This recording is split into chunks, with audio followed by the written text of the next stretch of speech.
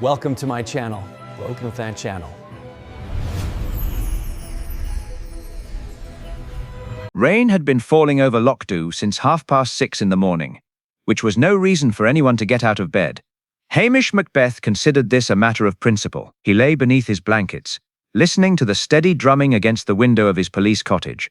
The rain came down with such determination that it seemed determined to wash the entire Highlands into the sea. Hamish yawned. Towser, his dog, opened one eye.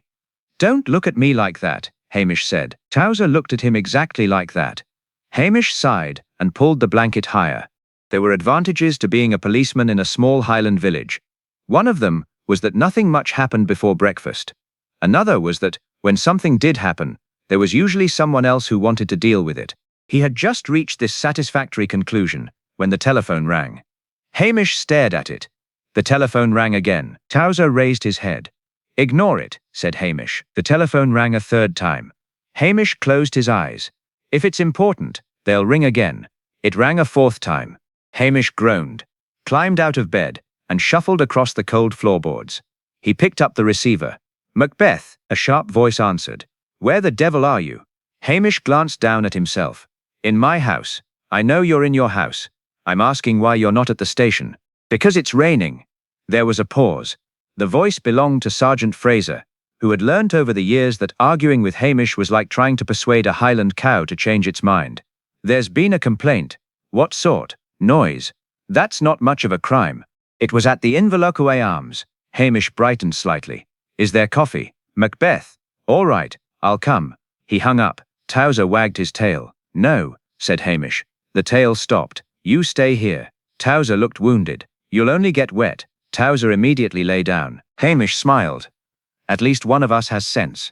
20 minutes later, Hamish was sitting in the corner of the Inverlochoway Arms, with a mug of coffee between his hands.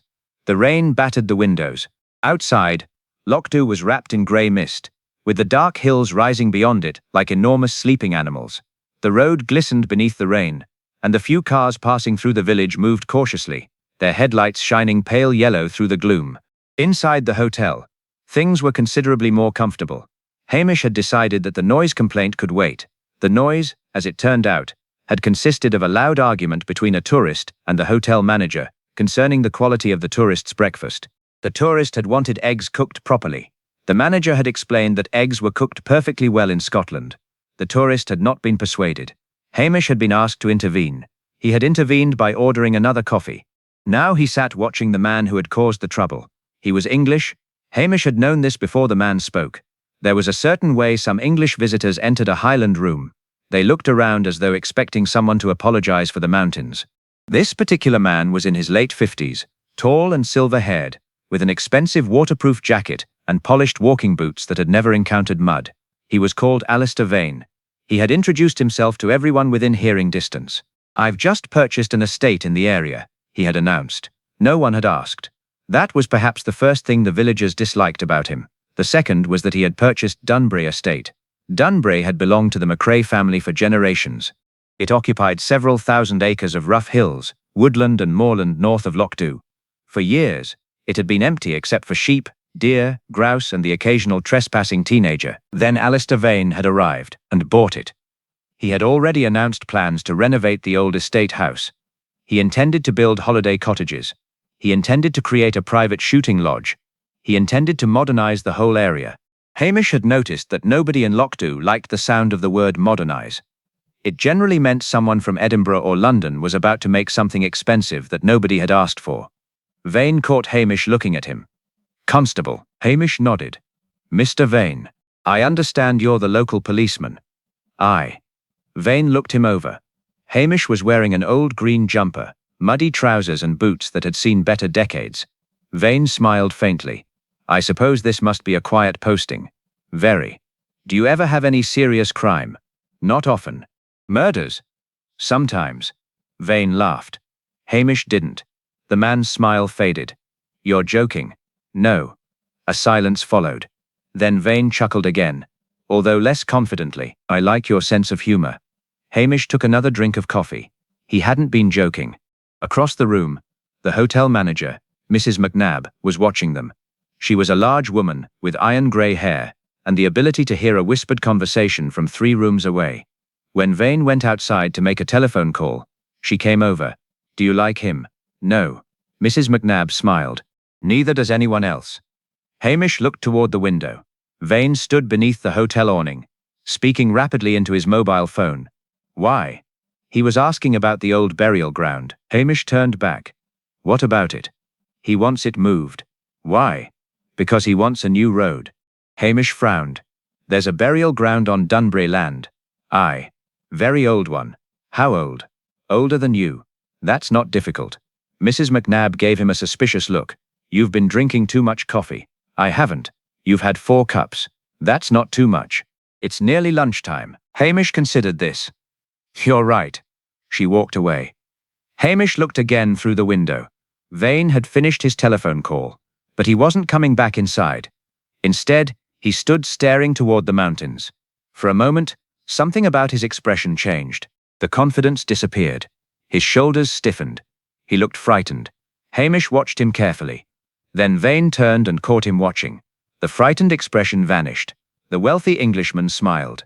Hamish looked away. He had learned long ago that people told you more when they believed you weren't paying attention. And Mr. Alistair Vane had just told him something. He was afraid of something at Dunbury Estate. Hamish finished his coffee. "Interesting," he murmured. Towser, who had somehow appeared beside his chair, looked up. "You weren't invited." Towser wagged his tail. Hamish sighed. "All right." He stood. "Let's go and find out what the Sassenach is frightened of." By late afternoon, the rain had stopped. The clouds lifted just enough to reveal the dark shoulders of the mountains. Hamish drove toward Dunbury in his police car, with Towser sitting beside him. He had told himself he was going because Sergeant Fraser had asked him to check whether the estate's new security arrangements were legal. This was not true. He was going because he was curious. Curiosity was dangerous. Hamish knew that. Curiosity had caused him more trouble than any criminal he had ever encountered. At the entrance to Dunbury, a newly installed iron gate stood between 2 stone pillars. A brass plaque announced, "Dunbury Estate. Private property." Hamish stopped the car. He stared at the sign. "Very friendly." Towser barked. "Exactly." The gate was unlocked. Hamish drove through. The road climbed through dense woodland before opening onto a wide sweep of moorland. At the top of the hill stood Dunbury House.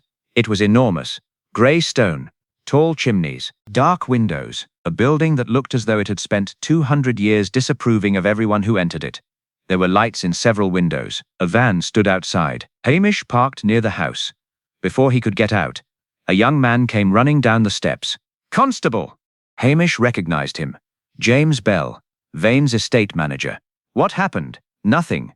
Hamish raised an eyebrow. "You were running. I thought you were someone else." "Who?" Bell hesitated. "I don't know." Hamish smiled. "That's a strange answer." Bell looked uncomfortable. "Mr. Vane's busy." "Doing what?" "Inspecting the house." "At this time?" "Yes." Hamish glanced toward the house. "Is anyone else here?" "Builders." "Where?" Bell pointed toward a side building. "Most have gone home." Hamish nodded. He noticed mud on Bell's boots. Fresh mud. But it was a peculiar reddish-brown color. Hamish looked toward the road. The ground there was dark peat, not reddish-brown. "Where have you been?" Bell looked down at his boots. "Walking." "Where?" "Around the estate." "Why?" Bell smiled nervously. "I work here." Hamish smiled back. "Aye." He did not say anything more. Sometimes silence was more useful than questions. Bell shifted his weight. "Was there something you wanted, Constable?" "Just checking the place." "Everything's fine." "I hope so." Hamish turned back toward his car. Then he stopped. Something caught his eye. Beyond the house, halfway down the hill, stood an old stone structure, surrounded by a low wall. The burial ground. There was a gate in the wall. It was open. Hamish stared at it. Bell noticed. "You shouldn't go down there." Hamish turned. "Why?" "Unsafe." "Graveyards, loose stones." "Ah." Hamish looked again at the ruins. "Very dangerous things, loose stones." Bell said nothing. Hamish climbed into the car. As he drove away, he glanced once more into the rearview mirror. Bell was still standing outside Dunbury House, watching him.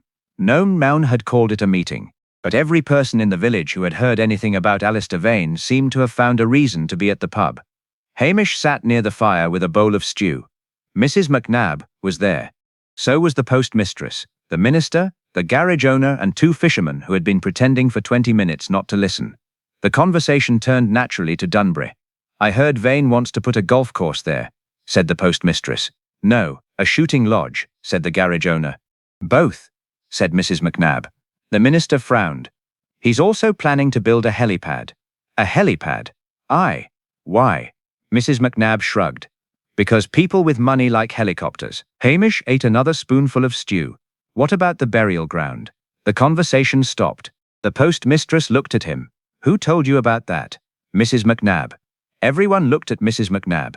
She shrugged. "What?" The minister lowered his voice. "That ground isn't to be disturbed." "Why?" "It's old. So is half the village. This is different." Hamish waited. The minister sighed. "There are stories." "What sort?" "Stories about the Macraes." "What stories?" The minister glanced around the pub. "During the Highland clearances, there was a dispute between two branches of the family." Hamish nodded. "People were evicted?" "Some. And one man disappeared." "Who?" "Angus Macrae." Hamish leaned back. "What happened to him?" "No one knows." The fisherman had stopped pretending not to listen. The minister continued. "They said he was murdered." "By whom?" "His cousin. And the body, never found." Hamish looked toward the dark window. "Until." The minister hesitated. "That's the trouble." "What trouble?" "About 30 years ago. Some workmen found bones near the burial ground." Hamish stopped eating. "Human?" "Possibly." "What happened?" The Macrae family had the matter dealt with privately. Hamish frowned. "Why?" "Money." That sounded plausible. But Hamish had learned that when people said money had solved something, it usually meant money had hidden something. He finished his stew. "Who else knows?" "Everyone." "Does Vane?" "I expect so." Hamish stood. "Where are you going?" "Home. It's only 8. I'm tired." Mrs. McNabb snorted. "You've been sitting down all day. A tiring occupation." Hamish walked toward the door. Then the pub telephone rang. The room fell silent. Mrs. McNabb answered it. Her expression changed. "Is that the police station?" Hamish stopped. She looked directly at him. "It's for you." Hamish took the receiver. "Macbeth." The voice on the other end was breathless. It was James Bell. "Constable." "What is it?" "It's Mr. Vane." Hamish's stomach tightened. "What about him?" "He hasn't come back from the burial ground." "When did he leave?" "About an hour ago." "Have you looked for him?" "I found his coat." Hamish's eyes narrowed. "Where?" Bell swallowed. "Near the old graves." A cold silence passed between them. Then Bell whispered, "There is blood on it." Hamish looked around the pub. Every face was turned toward him. His peaceful evening had ended. He replaced the receiver. Mrs. McNabb said quietly, "Trouble?" Hamish sighed. "Aye." He reached for his coat. Big trouble. Outside, the wind had risen again. Far beyond the village, Dunbury House stood black against the mountains. And somewhere among the old graves, a man who had arrived in Whodunit, believing he could buy anything he wanted, had disappeared. Hamish pulled on his cap. Towser barked from beside the door. "I know," Hamish said. He looked toward the dark road. "Let's go and see what the Sassenach has got himself into." And for the first time that day, Hamish Macbeth stopped looking lazy. Chapter 2. The Bloodied Coat. Hamish reached Dunbury just after 9, with Towser trotting beside him and rain beginning to whisper against the windscreen again. The estate looked different at night. By daylight it had seemed merely grand and slightly ridiculous. In darkness it had become watchful. A lantern burned beside the front door. James Bell was waiting. "You took your time." Hamish climbed out of the car. "Aye." Bell stared at him. "Were you expecting me to run?" "I expected you to hurry." "That would have been disappointing." Bell looked toward Towser. "Is the dog coming?" "He usually does." They walked down the slope toward the burial ground. Hamish noticed that Bell kept glancing behind them. "Afraid of something?" "No." "You're looking behind you." "I thought I heard something." "What?" Bell stopped. "Nothing." Hamish looked at him for a long moment. A useful sound. The burial ground lay behind a low stone wall. Several ancient gravestones leaned at drunken angles among the grass. The oldest stones were almost swallowed by moss. At the far end stood a ruined chapel with half its roof missing. A coat lay beside the gate, dark wool. Expensive. Hamish crouched beside it. There was blood on the left sleeve. Towser sniffed the coat and sneezed. "Quite," Hamish murmured. Bell swallowed. "I told you." "You did." "Is he dead?" "I don't know." "He must be." "Why?" Bell stared at him. "There is blood." "There is." "Then, People bleed and survive. Belle looked unconvinced. Hamish lifted the coat carefully by the collar. Something fell from an inside pocket, a silver key. It landed in the wet grass. Belle bent toward it. Hamish stopped him. Don't. Belle straightened. I wasn't going to touch it. You were. No. You moved. So did you. Hamish smiled faintly. But I'm a policeman. They searched the ground around the coat. There were footprints in the mud, several sets. Hamish studied them without speaking. Belle shifted impatiently. Well, I'm thinking. About what? Why there are 3 different sorts of footprints. Belle went pale. There shouldn't be. That's what makes them interesting. Hamish pointed. These belong to your boots. Belle stared at the prints. I came here earlier. I know. These are mine. Hamish pointed to another set. These are Mr. Vane's. How can you tell? His boots have a distinctive heel. Belle frowned. And the third? Hamish followed the prints with his eyes. They led away from the burial ground toward the trees. Those, he said, belong to someone who didn't want to be seen. Belle looked toward the darkness. Could be one of the builders. Could be. Shouldn't we call the police? Hamish looked at him. I am the police. You know what I mean. Hamish sighed. Headquarters will come. Belle's expression tightened. Is that bad? For me, usually. A sound came from the trees. A branch snapped. Towser growled. Belle stepped backward. Hamish raised one hand. Stay here. He moved toward the trees. Constable. Hamish stopped. What? Belle's voice was low. Don't go in there. Hamish turned. For a moment, neither man spoke. Then Hamish smiled. You've said that twice tonight. Belle looked away. Hamish entered the trees. The ground was soft beneath his boots. Rainwater dripped from the branches. The smell of wet earth and pine filled the air. He followed the footprints. They disappeared near an old stone wall. Hamish crouched. There was something caught on a thorn bush. A scrap of dark blue cloth. He pulled it free. It was not from Vane's coat. Hamish examined it. Then he heard footsteps behind him. He turned. No one. The forest was empty. But the footsteps came again. Closer. Hamish reached instinctively toward the baton at his belt. Come out. Silence. Then Towser barked from the burial ground. Hamish ran back. Belle was standing alone beside the gate. The coat was still there. The key was gone. Hamish stopped. Where's Towser? Belle pointed toward the chapel. He ran in there. Hamish crossed the grass quickly. Inside the ruined chapel, Towser stood beside a stone slab, barking furiously. Hamish approached. Behind the slab lay a man's hat. Black, wet. Blood marked the brim. Hamish picked it up. There was a name written inside. A. Vane. Belle appeared in the doorway. Is he there? Hamish looked around the chapel. No. Then where is he? Hamish walked outside. The wind had strengthened, pushing clouds across the moon. He looked toward the hills. That's what we're going to find out. Belle stared at him. You don't think he's dead? Hamish glanced at the bloodied hat. I think someone wants us to think he is. A car engine sounded in the distance. Headlights appeared on the road. Hamish recognized the dark official car immediately. He groaned. Who's that? Trouble, Hamish said. The car stopped. 2 doors opened. A broad man in a raincoat climbed out. DCI Blair had arrived. He looked at Hamish, then at Belle, then at the bloodied hat. His face hardened. Macbeth, he said. Tell me you've managed not to interfere. Hamish looked at the muddy ground. I've done my best. Blair snorted. I doubt that. He walked toward the burial ground. Hamish followed. Behind them, Towser whined softly. The night had become colder. And somewhere beyond the trees, unseen eyes were watching them. Hamish knew one thing already. Alistair Vane had not simply disappeared. Someone had arranged the scene, and whoever had done it knew exactly what the police would find. Hamish slipped the scrap of blue cloth into his pocket.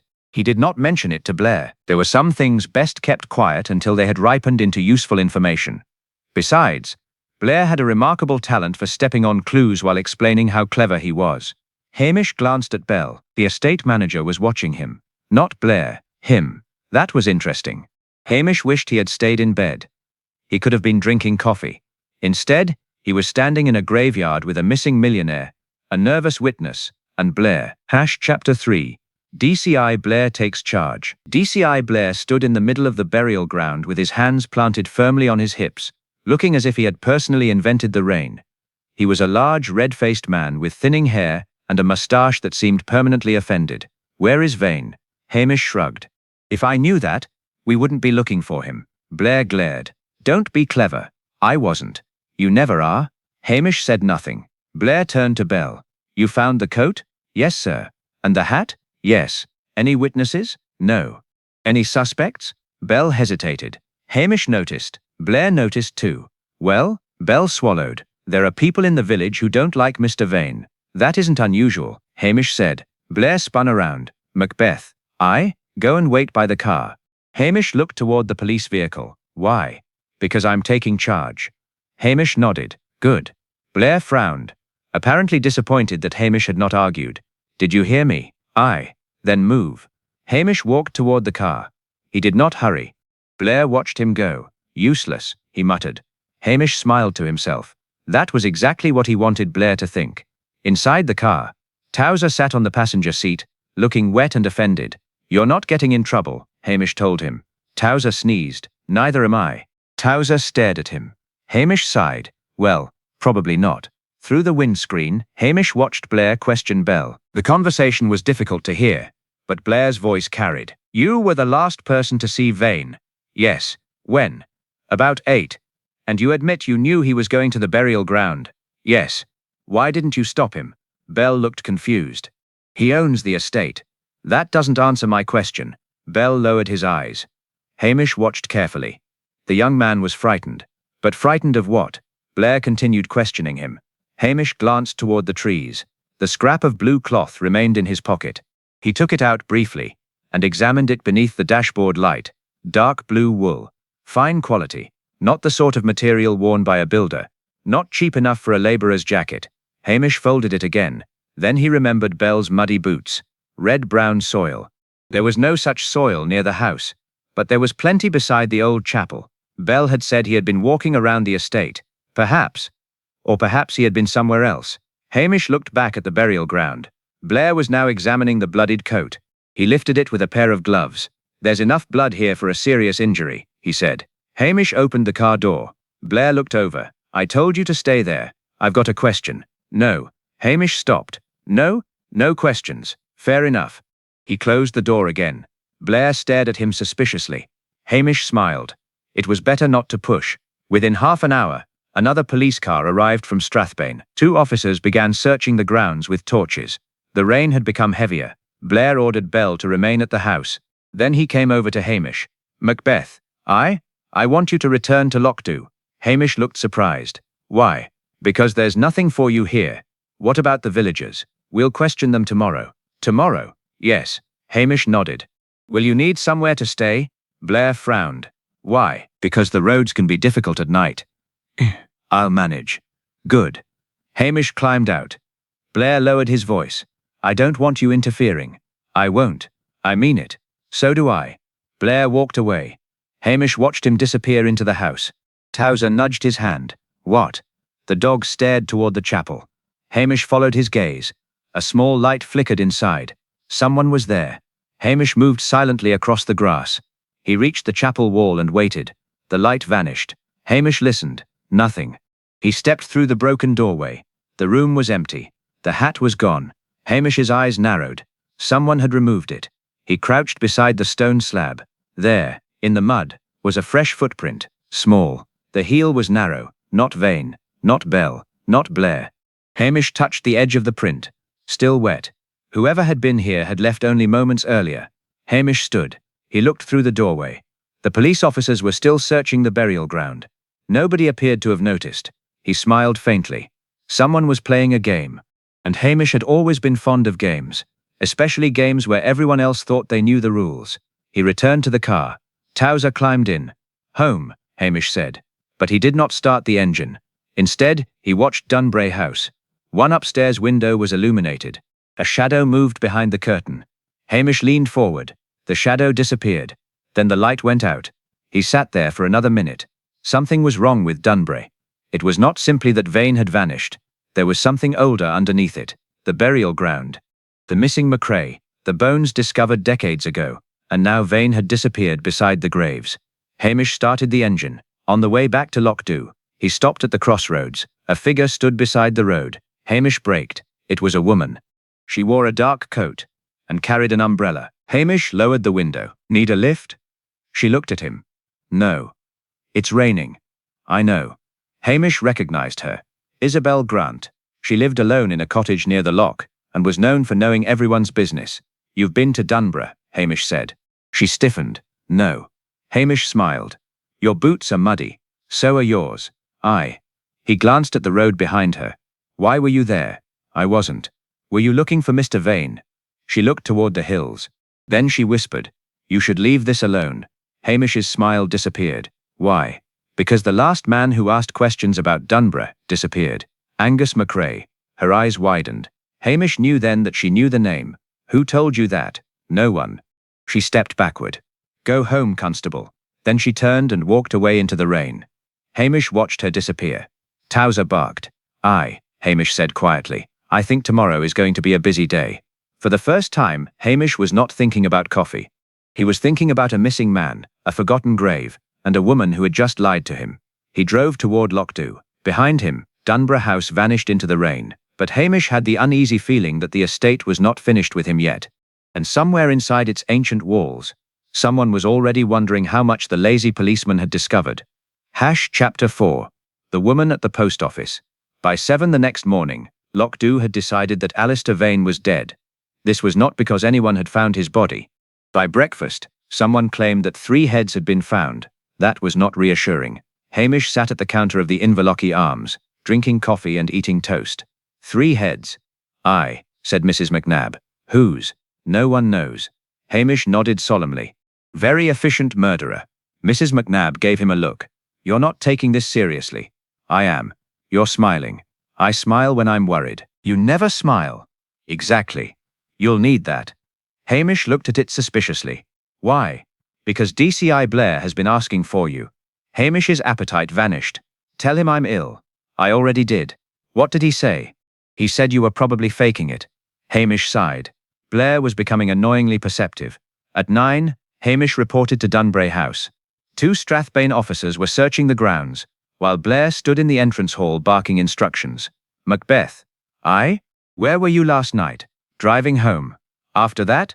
Home. Anyone see you? No. Blair's eyes narrowed. You were at the burial ground after I told you to leave. Hamish shrugged. I went for a walk. You disobeyed me. I must have misunderstood. You've got a remarkable ability to misunderstand orders. Thank you. It wasn't a compliment. I know. Blair walked away. Hamish looked around the entrance hall. Dunborough House was larger inside than he had expected. Portraits covered the walls. Men in military uniforms stared down at him with expressions of hereditary disappointment. A woman came down the staircase. She was perhaps 35. Tall, elegant, and dressed in a dark green coat. Hamish recognized her from photographs he had seen in the local paper. Miss Vane. She stopped. Who are you? Constable Macbeth. Her expression tightened. I'm Eleanor Vane.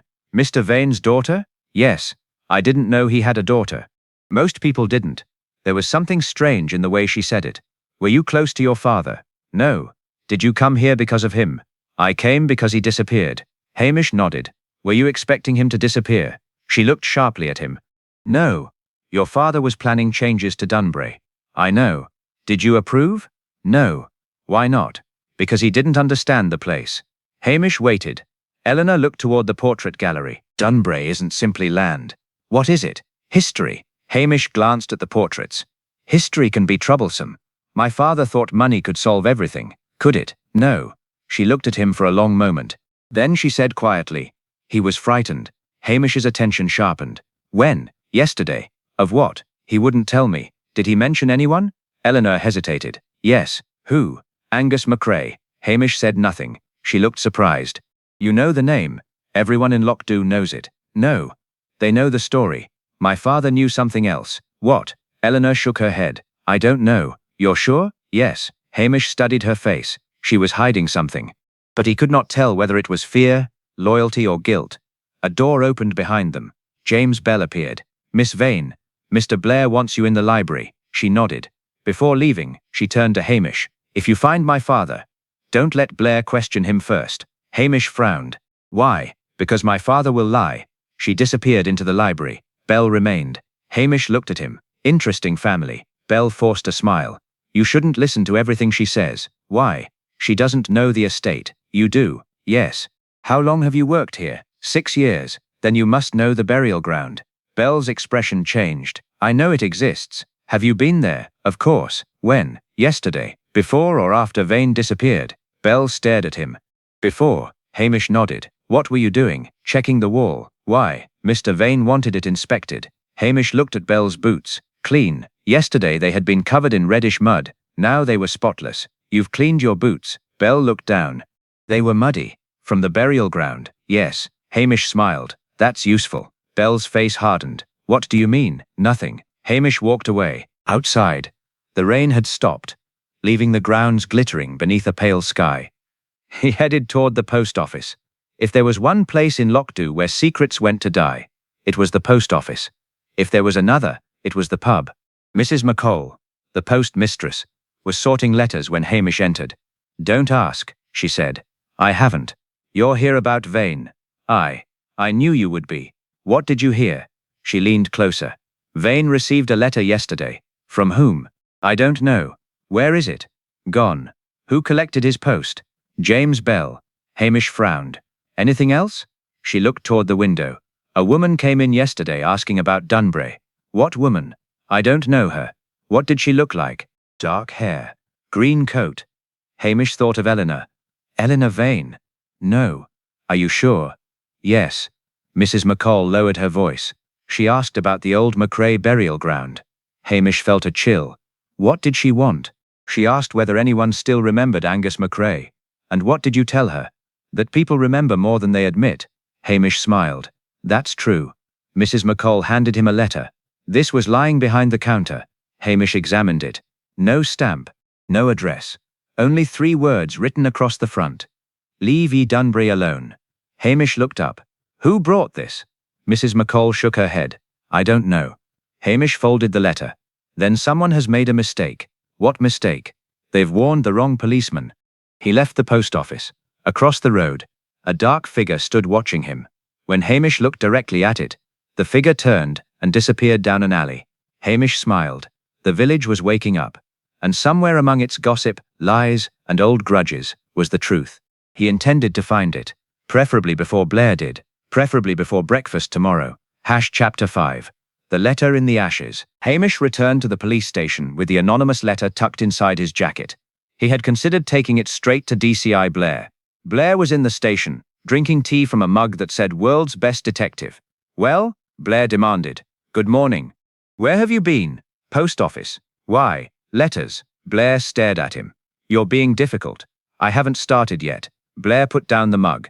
Have you found anything useful? Hamish placed the letter on the desk. Blair read it. His expression changed. Where did you get this? Post office. Who sent it? That's the difficulty. Blair picked it up carefully. You touched it. You could have contaminated evidence. It was a letter, not a crime scene. Blair glared. From now on, everything goes through me. Hamish nodded. Of course. He knew immediately that he would do nothing of the sort. Blair handed the letter back. Any idea who might have sent it? Several. Names. Not yet. Blair sighed. This is a murder investigation, Macbeth. Vane may not be dead. The blood on his coat says otherwise. Blood isn't always very decisive. Blair leaned forward. You're withholding information. Hamish smiled. Only the interesting bits. Blair's face reddened. Before he could answer, the telephone rang. He snatched it up. Blair. He listened. Then his expression became grim. Where? He listened again. I'll be there. He hung up. A patch of blood near the old quarry. Hamish stood. I'm coming. No. I know the estate. You're staying here. Hamish sat down. Blair blinked. I thought you wanted to come. I changed my mind. Blair stared suspiciously. Hamish smiled. Have a pleasant search. Blair left. The moment the door closed, Hamish stood again. He went to the kitchen behind the station and made coffee. Then he went out the back. Towser was waiting.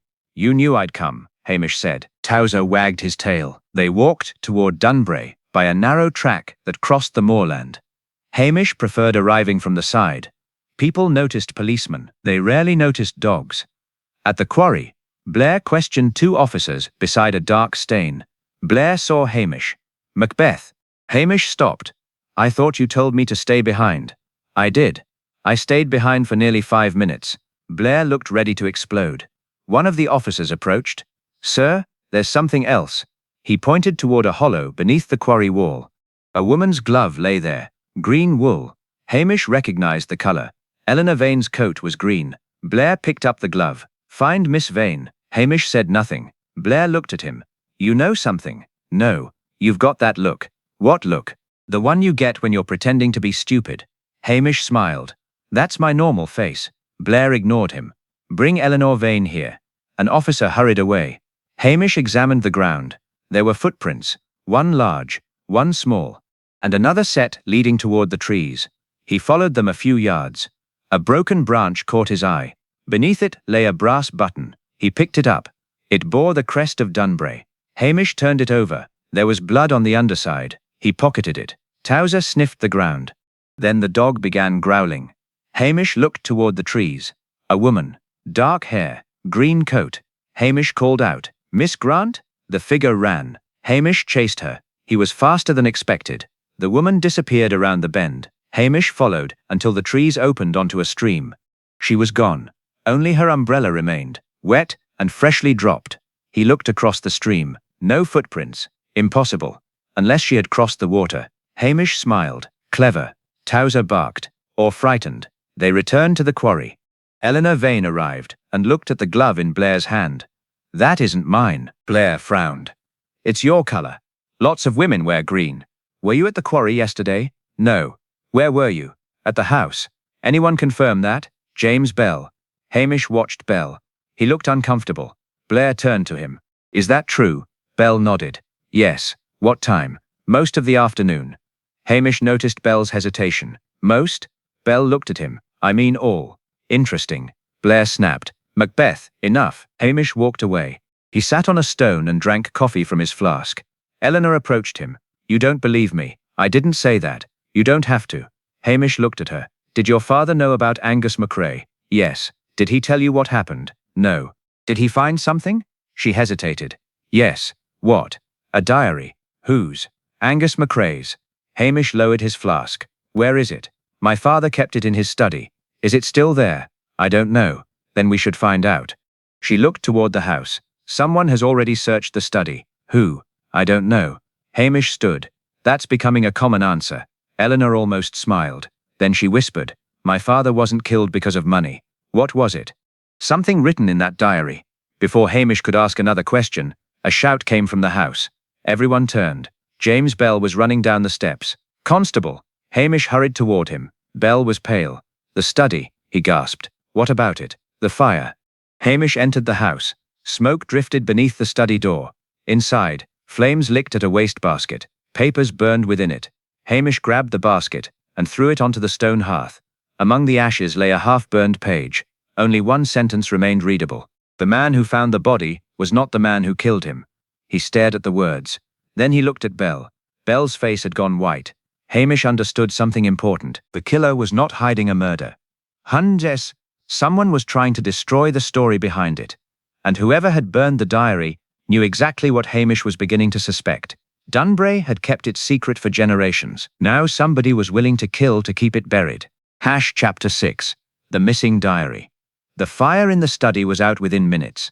Hamish stood beside the hearth, watching smoke curl toward the ceiling. The room smelled of burnt paper and expensive furniture. DCI Blair entered behind him. "What happened?" "Someone tried to destroy a diary." Blair looked at the blackened wastebasket. "Whose diary?" "Angus MacRae's." Eleanor Vane followed them. Her face was pale. "My father kept it there." Blair turned on her. "You knew about this diary?" "Yes, and you failed to mention it." "I didn't think it mattered." "It matters now." Hamish crouched beside the hearth. Most of the pages had become ash, but one corner remained intact. He lifted it carefully. There was writing on the reverse. A date. 1847. Below it were 3 names. Angus MacRae, Malcolm MacRae, Duncan Vane. Hamish looked up. "Vane?" Eleanor nodded slowly. "That was my great-great-grandfather." Blair frowned. "Why would his name be in a diary from 1847? "Because he owned Dunbury then," Eleanor said. Hamish looked at the surviving fragment. "There's something else." "What?" He turned the paper. Words remained visible, not buried, hidden beneath the old stones. Blair read them. "What does that mean?" Hamish shrugged. "Probably means exactly what it says." Blair looked irritated. "Macbeth, this isn't a game." No. Hamish stood. That's why I'm worried. A knock sounded. James Bell entered. Mr. Blair, we've searched the grounds. And? Nothing. No sign of vein? None. Any more blood? Bell shook his head. Hamish watched him. Where were you during the fire? Bell looked at him. Outside. With whom? No one. Hamish nodded. Bell's answer had come too quickly. Did you hear anything? No. Smell smoke? Bell hesitated. Yes. When? Just before I raised the alarm. Hamish smiled faintly. So you smelled smoke before you noticed the fire? Bell frowned. Yes. Interesting. Blair interrupted. Enough. He turned to Bell. Take me to the servants' entrance. Bell left with him. Eleanor remained. You don't trust him, she said. I don't trust many people. You trust yourself? Not always. She looked toward the burned diary. My father found that journal 3 months ago. Hamish looked at her. Why didn't you tell me? He threatened me. Your father? Yes. What did he threaten? To send me away. Where? London. Hamish grimaced. That is a serious threat. Eleanor almost smiled. My father wanted the diary because he believed it proved Dunbury belonged to him in a way no lawyer could challenge. Legally? No. Then how? She lowered her voice. The diary claimed the estate was taken through a betrayal. Hamish waited. Angus MacRae was supposed to inherit part of Dunbury. Instead, his cousin accused him of stealing money. Angus disappeared. And Duncan Vane? He helped Malcolm. Hamish stared at the ashes. Then perhaps the secret isn't a murder. What is it? An inheritance. Eleanor shook her head. There is more. What? My father discovered that Angus left a second record. Where? I don't know. Hamish studied her. She was telling the truth. For once he was certain. A crash sounded downstairs. They both turned. Hamish ran into the corridor. Blair was standing beside a broken display cabinet. Bell was on the floor. What happened? Blair pointed. He slipped. Hamish looked at Bell. The estate manager had fallen beside a glass case containing family documents. One drawer was open. Inside, a leather folder was missing. Hamish glanced at Blair. Was that locked? Yes. Who had the key? Blair looked at Bell. Bell shook his head. I don't know. Hamish crouched beside him. Did you take it? No. Did someone attack you? No. Then why did you fall? I slipped. Hamish looked at the polished floor. It was dry. You slipped on what? Bell said nothing. Hamish noticed a tiny smear of mud beside the cabinet. Fresh. He followed the marks toward the servants' corridor. The trail ended at a back door. Beyond it, rain fell steadily. Someone had escaped through there. Hamish stepped outside. The footprints led across the garden and vanished near the stone wall. Towser sniffed the ground. Then he pulled toward the hedge. Hamish followed. Caught among the branches was a small piece of leather. The missing folder had been bound in leather. He examined it. There was a faint smell of smoke. And beneath the smoke, something else.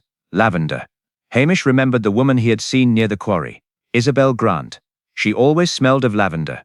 He returned inside. Blair was questioning Bell again. Hamish said nothing. Announcing a suspicion too early was like shouting at a rabbit. It simply ran away. Instead, he went to the kitchen. Mrs. McNabb had arrived with sandwiches. Coffee? She asked. Aye. You look troubled. I've discovered that rich people have too many secrets. You've only just discovered that? True. She watched him eat. Who are you thinking about? Isabel Grant. Mrs. McNabb stopped. Why? She was near the quarry. That doesn't mean anything. No. Hamish ate. What was she doing at Dunbury yesterday? Mrs. McNabb lowered her voice. She used to work there. Hamish stopped. When? Years ago. For the MacRaes? No. For the Vane family. What did she do? Housekeeper. Hamish nodded slowly. Why did she leave? Mrs. McNabb looked toward the kitchen door. Because she knew something. What? I never found out. Hamish finished his sandwich. Neither have I. Thunder rolled across the hills. Hamish looked through the window toward Dunborough House. A figure stood on the upper balcony, watching him. Then, it vanished. Hamish sighed. The case was complicated. Bad. Cases led to reports. Reports led to praise. Praise led to promotion. Promotion led to Strathbane. Hamish shuddered. He decided that solving the murder was a matter of survival. He would find the killer. He would do it quietly. And, if possible, he would make sure DCI Blair received all the credit. But first he needed to find the missing diary. And he had a strong suspicion that Isabel Grant knew exactly where it was. He was his mouth. Sherhaz Chapter 7. The Housekeeper's Warning. Hamish found Isabel Grant at the edge of the loch before sunset. She stood beneath a rowan tree, watching the water turn silver beneath the evening sky. The rain had stopped, but the wind remained, carrying the smell of peat smoke from the village. "You're difficult to find," Hamish said. "I wasn't hiding. You disappeared when I called after you. I had somewhere to be." "Where?" She looked at him. "Home." Hamish nodded. "That's usually where people are found." She almost smiled. Then she noticed Towser. "He's a handsome dog. He knows." Isabel looked toward the loch. "You shouldn't have come. I've heard that several times this week." "Then you should listen." Hamish put his hands in his pockets. "I found something belonging to you." Her face changed. "What?" "Lavender." She stared at him. "On a leather folder taken from Dunborough." "I don't know what you're talking about." "That's a pity." He waited. Isabel looked away. "You're asking the wrong questions. Tell me the right ones. Ask why Vane bought Dunborough." Hamish frowned. "Money? No. Land? No. Then why?" She lowered her voice. "Because he believed there was something buried there." Hamish thought of the old burial ground. "The McRae treasure." She shook her head. "Not treasure." "What then? A body?" Hamish's expression hardened. "Whose?" "Angus McRae's. You said the body was never found." "It wasn't." "Then why would Vane believe it was there?" "Because he found proof." "What proof?" "A map." "Where is it?" "Gone." "Taken by whom?" Isabel looked toward the road. "By the same person who took his diary." Hamish watched her carefully. "You know who that is?" "I know who might be." "Who?" She hesitated. "James Bell." Hamish frowned. "Why?" "Because Bell wasn't hired by Vane." "What do you mean?" "He worked for the previous owners." "The McRaes?" "Yes." "How long?" "Since he was 17. Hamish's mind began fitting pieces together. Then he knew the estate before Vane arrived. He knew every path, every ruined wall, every locked room. Did he know about Angus? He knew the stories. And the map? "I don't know." Hamish believed her. That worried him. People who knew less were often more dangerous than people who knew everything. A gull cried overhead. Isabel stepped closer. "Listen to me, Constable. Vane made enemies because he was arrogant. But the person you're looking for has waited years. For what? To reclaim something. Land, perhaps. Revenge, perhaps. Then what is the secret?" Isabel looked directly into his eyes. "Angus McRae wasn't murdered because of money." Hamish waited. "He was murdered because he discovered someone was stealing from the estate." "Who?" "The family." Hamish frowned. "Which family?" "The McRaes." She took a breath. "Someone had been selling land illegally. Angus found out. He threatened to expose them. They accused him of theft first. And Duncan Vane helped them." "Yes." "Then Vane's ancestor was part of the crime." "Not just part of it." Isabel's voice became bitter. "He profited from it." Hamish looked toward Dunborough. "And now Vane found the truth." "Yes." "Which means someone wanted him silenced." Isabel nodded. "Who?" "I don't know." "You've been very helpful." "I haven't finished." She reached into her coat and produced an envelope. Hamish took it. Inside was a photograph. It showed 4 people standing outside Dunborough House. One was Alistair Vane. Another was James Bell. The third was Eleanor Vane. The fourth was an older woman Hamish didn't recognize. On the back, someone had written, "One of them knows where the body is." Hamish turned the photograph. "Who is the woman?" "Agnes Kerr." "Who?" "The former housekeeper." "Where is she now?" "Dead." "When?" 6 years ago. Hamish looked at Isabel. "How? Officially?" "Heart failure." "And unofficially?" Isabel's expression was grim. "She was found in the chapel." Hamish felt a chill despite the mild evening. "Why didn't anyone investigate?" "Because no one wanted trouble with the estate." "Did you?" "I left Lochdu." "Why return?" "I didn't." Hamish looked puzzled. "You're here." "I came back because Vane sent me a letter." "What did it say?" "That he had found Angus." Hamish's eyes narrowed. "Alive?" "No." She shook her head. "He found the place where Angus had been buried." Hamish glanced toward Dunborough. "Then the killer knows." "Yes. And you?" "I know enough to be frightened." Hamish folded the photograph. "Why give this to me?" "Because Blair will arrest the wrong person. That happens. Then you must stop him." Hamish sighed. "That's difficult. You're the only one who listens." He looked at her. "I've been accused of many things." She smiled. "Take care, Constable." She turned away. "Isabel." She stopped. "Where was Agnes Kerr buried?" Isabel looked back. She wasn't. Hamish stared. "What?" Her grave was empty. Before he could ask another question, she walked toward the village. Hamish remained beneath the rowan tree. Towser sniffed the envelope. Don't eat it. The dog looked offended. Hamish looked toward Dunbury, a body that had vanished. A housekeeper whose grave was empty. A diary someone had burned. A map that had disappeared, and now a photograph proving that several people connected to the estate had known one another long before Vane arrived. He had spent years pretending to be a lazy policeman because it kept life simple. Unfortunately, Dunbury had no interest in simplicity. Hamish put the photograph into his pocket. "Come on, Towser." The dog followed. "Let's find a grave that isn't there." As they walked back toward Loch-Dhu, Hamish noticed a figure standing in an upstairs window of Dunbury House. The curtain moved. Then the figure disappeared. Hamish stopped. Towser growled. For once, Hamish agreed with him. Someone had been watching their conversation. And whoever it was, had just learnt that Hamish Macbeth was no longer merely investigating a missing man. He was digging into a secret that had survived for generations. Secrets, Hamish knew, were like peat fires. They could remain hidden for years. But once someone stirred them, they could burn down everything. Chapter 8. The Empty Grave. Hamish spent the following morning avoiding DCI Blair. This was not difficult. Blair spent most of it at Dunbury, shouting at his officers and demanding that somebody find Alistair Vane.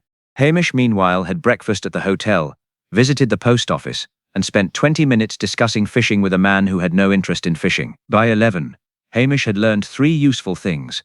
First, Vane had received a letter before disappearing. Second, James Bell had lied about where he had been. Third, Agnes Kerr had supposedly been buried 6 years earlier, yet Isabel claimed her grave was empty.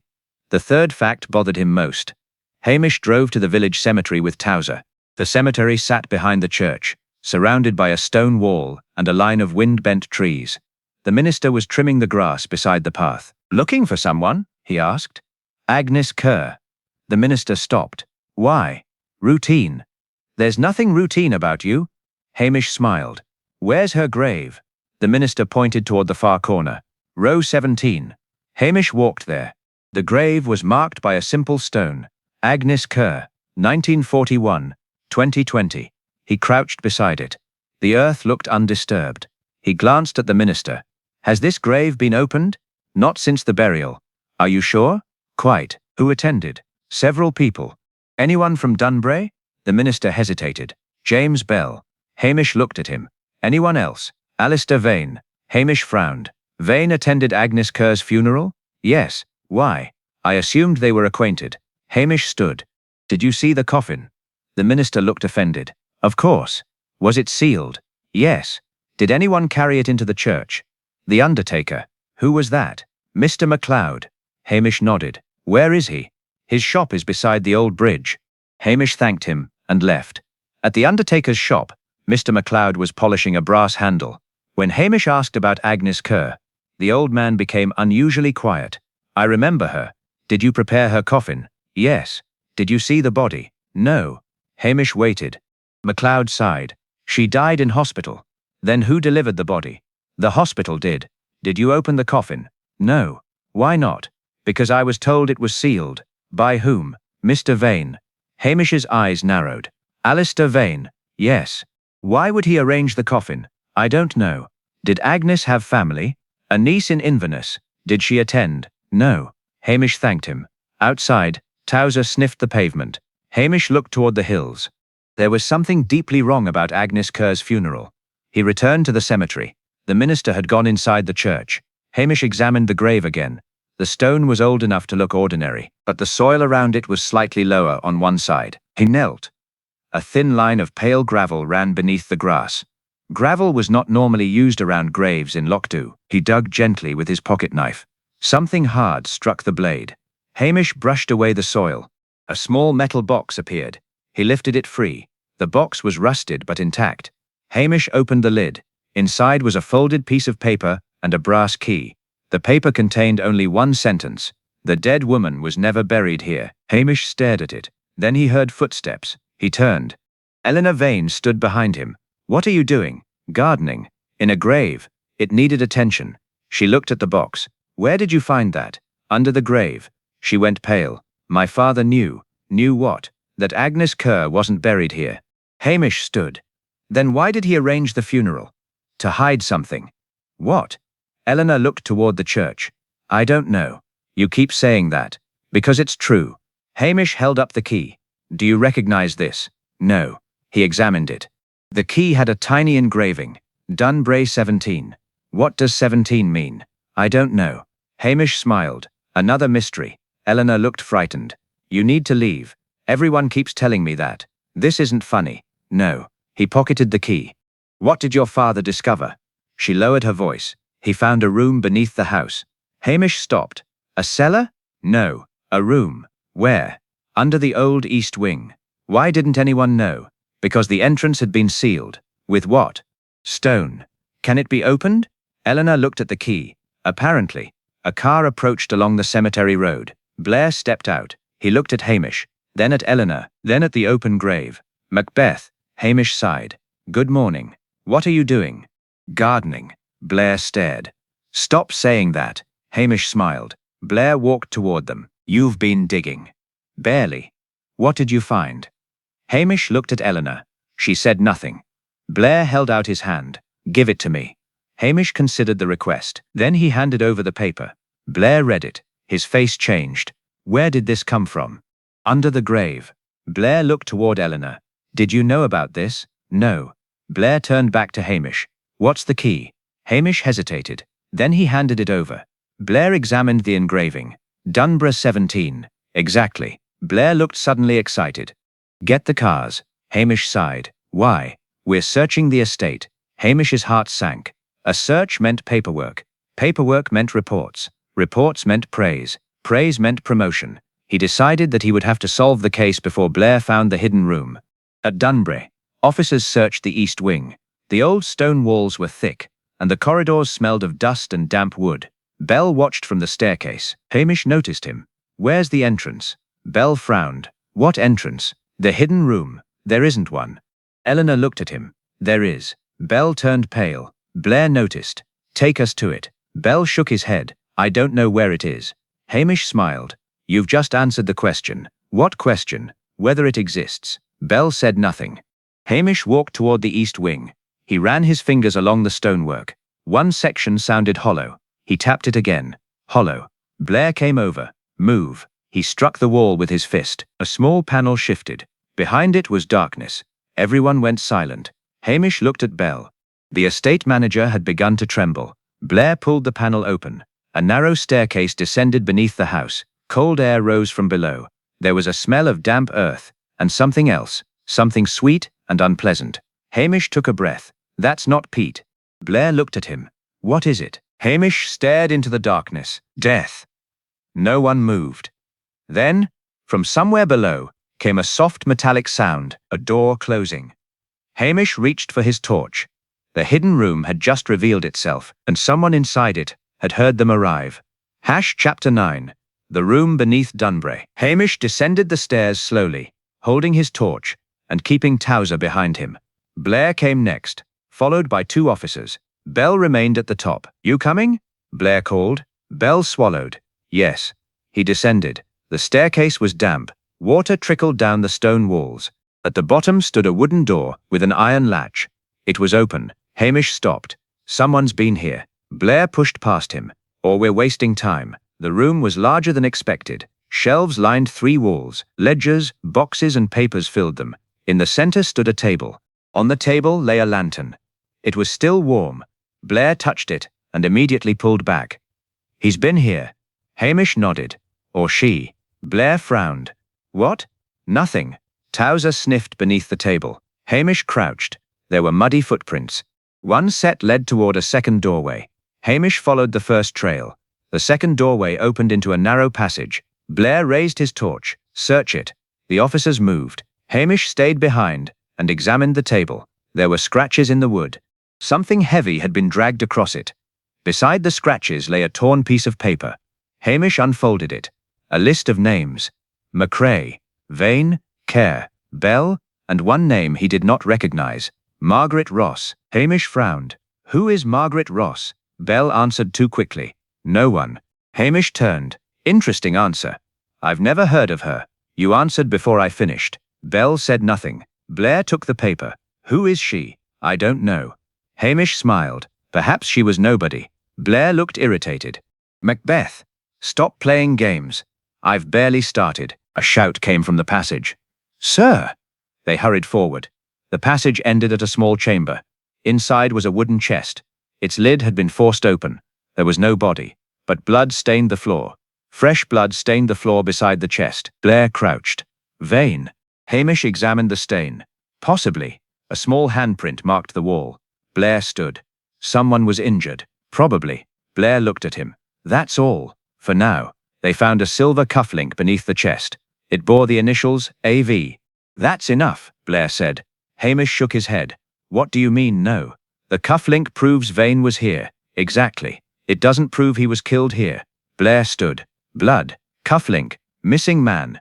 What more do you want? A body. Blair stared. You're impossible. So I've been told. Hamish examined the chest. Inside were several old documents. One was a land deed. Another was a faded map. The map showed Dunbury Estate. A red cross marked the burial ground. Another the old chapel. And a third the quarry. Hamish folded the map. Someone marked 3 places. Blair snatched it. What? Ask Bell. Hamish looked at Bell. You knew about the room. I didn't. You knew about the chapel. No. You knew about the burial ground. Everyone does. And you knew Vane was searching for something. I worked for him. You lied about your boots. Bell's face tightened. You lied about being at the chapel. I wasn't. You lied about the fire. I didn't. Hamish watched him. Then why are you shaking? Bell looked toward Blair. Because I'm being accused. Blair stepped between them. Enough. He turned to Bell. Take him upstairs. The officers moved forward. Bell suddenly bolted. He ran down the passage. Towser barked and chased him. Hamish followed. Bell reached the staircase and tried to climb. Towser caught his trouser leg. Bell stumbled. Hamish grabbed his arm. Easy. Bell struggled. Let me go! Not until we talk. You don't understand. Then explain. Bell looked at him desperately. I didn't kill Vane. I believe you. Bell stopped struggling. Blair arrived. What did you say? Hamish ignored him. Who were you protecting? Bell looked toward the dark passage. I don't know. Who were you protecting? Bell swallowed. Agnes. Hamish froze. Agnes Kerr. Bell nodded. She wasn't dead. What? She disappeared 6 years ago. Where? Dunborough. Hamish felt a chill. She found the room. Blair stared. Are you saying Agnes Kerr has been alive all this time? Bell shook his head. No. Then what? She found what was hidden here. What? Bell's eyes filled with fear. Bones. The room became silent. Whose? Hamish asked. Angus McRae. Hamish looked at the map. Where? Bell pointed. The chapel. Hamish remembered the bloodied hat. The missing diary. The empty grave. Everything connected. Then a sound came from above. A door slammed. Everyone looked up. Someone was running through the house. Hamish sprinted upstairs. He reached the corridor as a figure disappeared around the corner. Stop! The figure ran. Hamish followed through the entrance hall and out onto the terrace. Rain began falling again. The figure crossed the lawn. Hamish chased. Towser racing beside him. The stranger disappeared into the mist. Something lay in the grass. A woman's scarf. Green wool. Hamish picked it up. Lavender filled the air. Isabel Grant. Hamish looked toward the chapel. Then he heard a voice behind him. You should have stayed out of this. Hamish turned. No one was there. But the voice had been close. Very close. He looked at the scarf. Someone wanted him to believe Isabel was the killer. Hamish knew better. The obvious clue was usually the most dangerous one.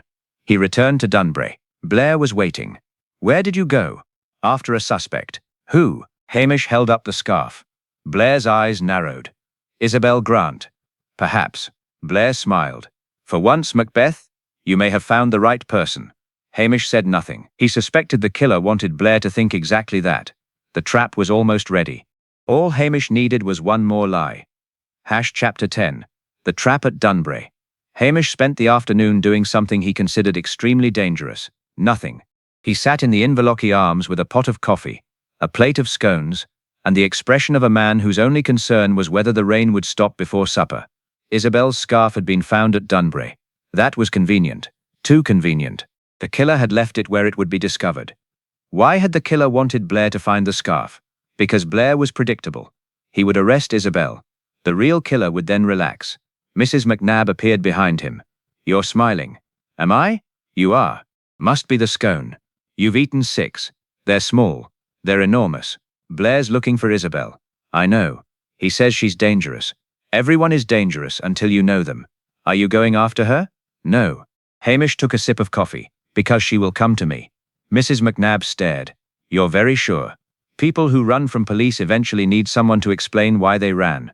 And if she doesn't, then I'll have another scone. Mrs. McNabb walked away muttering. At 3 o'clock, Hamish received a message. No signature. Only 4 words. Come to the chapel alone. He folded the paper. He had learned that the easiest way to catch a liar was to give them silence. Eventually they filled it themselves, usually with exactly what he needed. To hear. No. The dog looked offended. You're staying here. Towser barked again. You're staying. Towser sat down. Good boy. He drove to Dunbury alone. He parked near the chapel and walked toward the old burial ground. The wind moved through the grass. Inside the ruined chapel, a lantern burned. Isabel stood beside the stone slab. You came. You shouldn't have. You've said that before. She looked tired. I didn't leave the scarf. I know. Then why did you bring it? Hamish held up the green scarf. To see what you'd say. Isabel stared at it. You think someone is framing me? I do. Who? I'm hoping you'll tell me. She shook her head. I don't know. Tell me about Margaret Ross. Isabel went still. Where did you hear that name? Dunbury. She was Agnes Kerr's sister. She was. Why wasn't she mentioned before? Because she died before Agnes. How? An accident. Or so everyone said. Everyone says a lot. Isabel looked toward the doorway. Margaret discovered that Angus McRae had not been killed by the family. Then who killed him? Someone outside the family. Who? A servant. Which servant? Isabel whispered. Agnes Kerr. Agnes. She was young then. She saw Angus arguing with a man near the chapel. Who? Duncan Vane.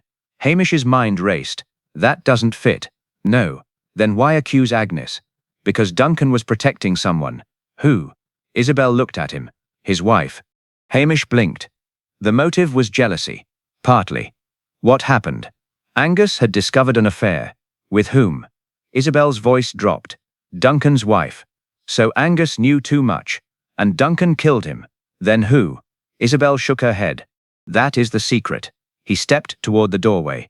A shadow crossed the entrance, then disappeared. But footprints led toward the house. He followed them. The prince stopped at a side door.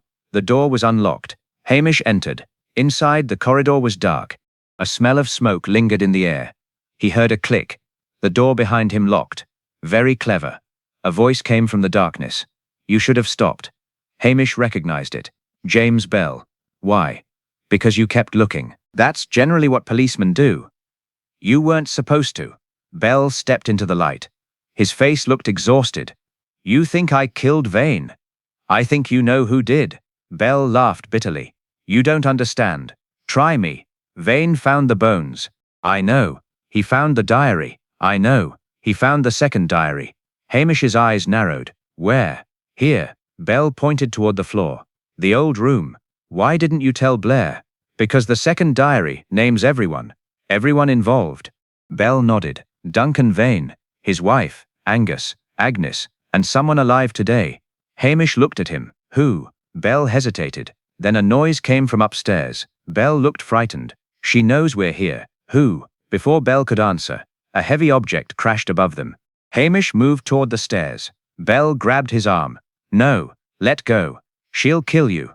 Who? Bell whispered the name. Eleanor Vane. The grieving daughter. The woman who had always seemed frightened. The woman who knew about the hidden room.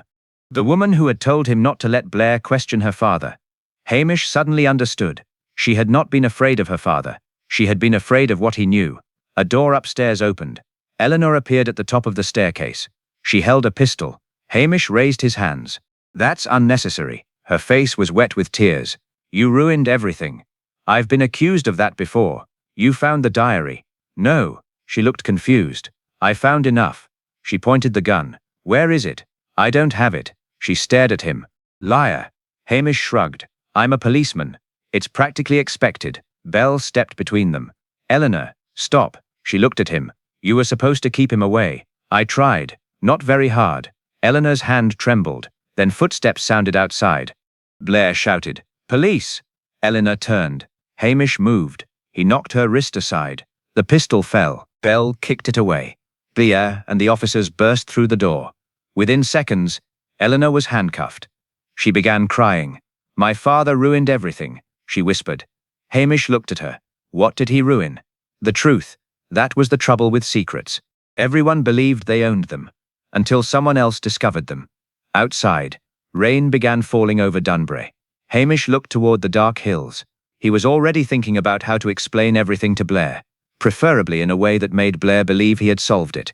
After all, Hamish had no desire for promotion, and certainly no desire to leave Lockdow. Chapter 11. The Truth Beneath the Stones. Eleanor Vane spent the night in the small interview room at Lockdow police station. Hamish spent it avoiding her. This was partly because he disliked interviews.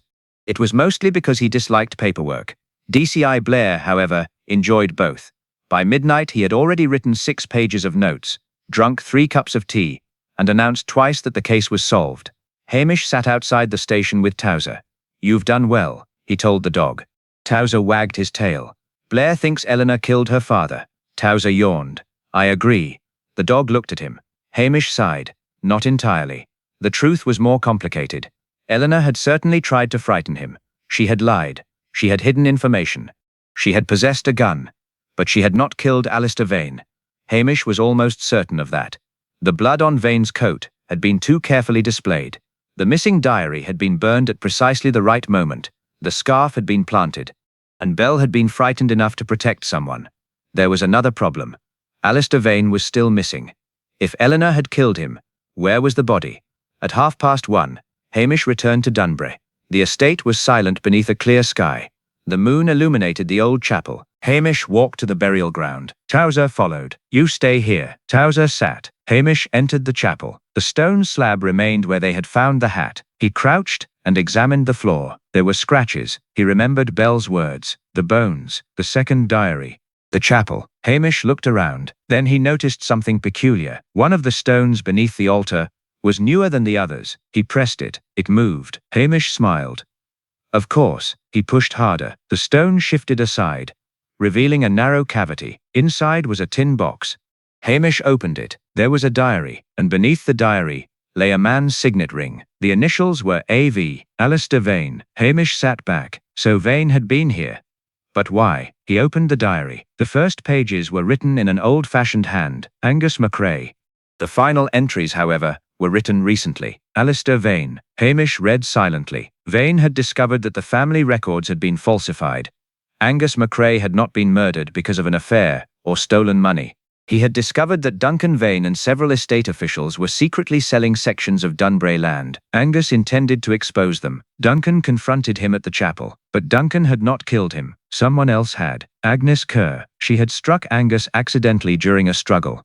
He died. Terrified, Agnes and Duncan concealed the body. Years later, Agnes confessed everything to Duncan's descendants. That was why the secret survived. Hamish turned another page. There was a recent entry. "I found the bones. I also found the person who knows where they are." The name beneath it was James Bell. Hamish closed his eyes. So Bell had known, but why protect him? He heard footsteps outside. Hamish extinguished his torch. The chapel door opened. Someone entered. Hamish remained still. A match flared. James Bell stood beside the entrance. He carried a lantern. "You found it," Bell said. Hamish stepped from the shadows. "Aye." Bell closed his eyes. "I knew you would." "Where is Vane?" Bell looked toward the floor. "Alive." Hamish stared. "Where?" "In the old mine." "Why?" "Because he was injured." "By whom?" Bell hesitated. "Eleanor." Hamish frowned. "Not killed." "No." "Then why did she shoot at me?" "She thought you had the diary." "Why?" "Because Vane told her that if the truth came out, she would lose everything." Hamish looked at him. "And you?" "I wanted the truth exposed." "Then why hide it?" "Because I knew what would happen." "What?" "People would blame Agnes. She was already dead." "Exactly." Bell looked toward the ancient stones. "She spent her entire life believing she had murdered Angus. But it was an accident. She didn't believe that." Hamish understood. Bell had been protecting Agnes's memory. He had hidden evidence because he feared the story would be simplified into murder. "Take me to Vane," Hamish said. Bell nodded. They left the chapel. The old mine lay beyond the northern ridge. Inside a small shelter, they found Alistair Vane lying beneath blankets. His face was bruised. but he was alive. When he saw Hamish, he groaned. "I suppose Blair sent you?" "No."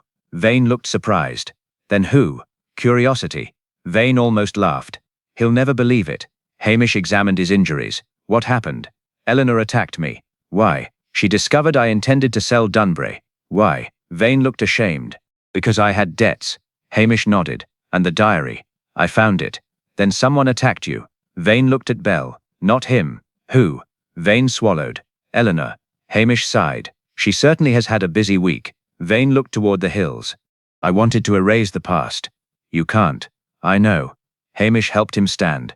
They returned to Dunbury before dawn. Blair was furious.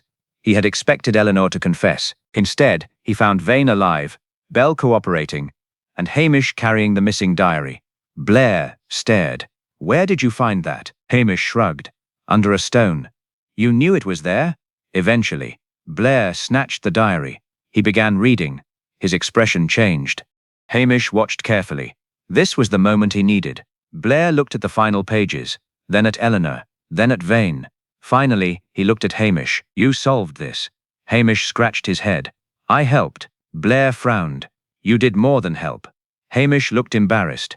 "I suppose you worked it out." Blair stared, then slowly smiled. "Yes." Hamish smiled back. "Exactly. It was a beautiful lie." Blair wanted the credit. Hamish wanted Lockdoux. They could both have what they wanted. Outside, the first sunlight touched the mountains. For the first time in days, Dunbury looked less like a haunted estate and more like an old house. The secret had finally been uncovered. But Hamish knew secrets never truly disappeared. They merely became stories. And stories, unlike murders, had a habit of surviving. Chapter 12. Coffee, rain, and no promotion. By 7 the next morning, Lockdoux had returned to normal. This meant that everyone knew what had happened at Dunbury, although nobody agreed on the details. According to Mrs. Macnab, Alistair Vane had been shot. According to the postmistress, he had been stabbed. The garage owner insisted that he had been buried alive. Hamish listened to all three versions while drinking coffee at the Inverlochie Arms. "Which one is true?" Mrs. Macnab asked. "None." "You're sure?" "Aye." "Then what happened?" Hamish buttered his toast. "Vane was attacked by his daughter. He wasn't killed. Belle found him and hid him in the old mine because he was frightened of what would happen if the truth came out." "What truth?" "Dunbury's old history." Mrs. Macnab leaned closer. "And the body?" "Angus McRae's remains were beneath the chapel." "Was he murdered?" Hamish shook his head. "Not exactly." He explained the story simply. Angus had discovered that members of the estate family were secretly selling land. He confronted Duncan Vane, who was involved in the scheme. Agnes Kerr witnessed their argument. During the struggle, Angus was struck and died. Agnes and Duncan concealed the body. Years passed. The truth became a family secret. Eventually, Agnes confessed to her descendants. Alistair Vane discovered the records and found Angus's remains. Instead of exposing the truth, he tried to use it for his own advantage. Then Eleanor learnt what he intended. She attacked him. She had not planned to kill him, but fear had made her reckless. James Bell found him and hid him. The diary survived. The truth survived. And, to Hamish's relief, nobody had been promoted. "That's terrible," Mrs. Macnab said. "What is?" "That you solved another murder and still haven't learned anything." "I learnt plenty, such as," Hamish thought. "Never buy a Highland Estate." Mrs. Macnab laughed. Before Hamish could answer, the station telephone rang. He stared at it. Mrs. Macnab smiled. "You'd better answer." "I don't think so. It could be important." "That's the trouble." The telephone rang again. Hamish sighed and picked it up. "Macbeth." Sergeant Fraser's voice sounded cheerful. "Congratulations." Hamish's stomach dropped. "For what?" "The Dunbury case." "That's good. Blair's report says you assisted him in solving it." "Excellent. He's recommending you." Hamish felt cold. "For promotion." Hamish nearly dropped the receiver. "I don't want promotion. Everyone wants promotion. Not me. You should be pleased." "I am." "You don't sound pleased." "I've got a sore throat." Fraser sighed. "Blair says you're wasted in Lockdoux." Hamish looked through the window. The village stretched peacefully beneath the grey sky. Smoke rose from chimneys. Fishing boats moved across the loch. The mountains stood beyond them, dark and familiar. "I don't think I'm wasted." "You can't stay here forever." "I can try." He hung up. Mrs. Macnab was waiting. "Well, promotion." She laughed. You look terrified. I am. You solved the case. Aye. You can't hide forever. I've done fairly well so far. At that moment, DCI Blair entered. He looked exhausted. Macbeth. Hamish nodded. Morning. Blair held out his hand. Hamish shook it reluctantly. You did good work. Thank you. I've put your name forward. I heard. You deserve it. Hamish looked toward the door. That's very kind. Blair frowned. Something wrong? No. You don't want it. Hamish smiled. I enjoy the quiet. Blair laughed. Quiet? Lockdo. Aye. You're strange. I've been told. Blair left. Hamish waited until the door closed. Then he looked at Mrs. McNab. Think he'll change his mind? No. Damn. Outside, Towser barked. Hamish went to the door. What is it? Towser stood beside the police car, holding something in his mouth. Hamish walked over. It was a fishing glove. Hamish took it. Where did you find this? Towser wagged his tail. Hamish looked toward the lock. Then he laughed. Not today. The dog looked disappointed. We've had enough mysteries, Towser barked. All right, maybe one small mystery. They walked toward the shore. The wind blew across the water, carrying the familiar smell of salt, peat, and rain. Hamish felt something he had not felt in several days. Peace. Dunbury would remain standing. The old stones would remain where they were. The dead had finally been named. The living would have to answer for their choices. And Lockdo would gossip about it for years. Hamish considered that a fair ending. At the hotel, Mrs. McNab had prepared a fresh pot of coffee. He sat by the window. Towser curled beneath the table. Outside, rain began falling again. Hamish smiled.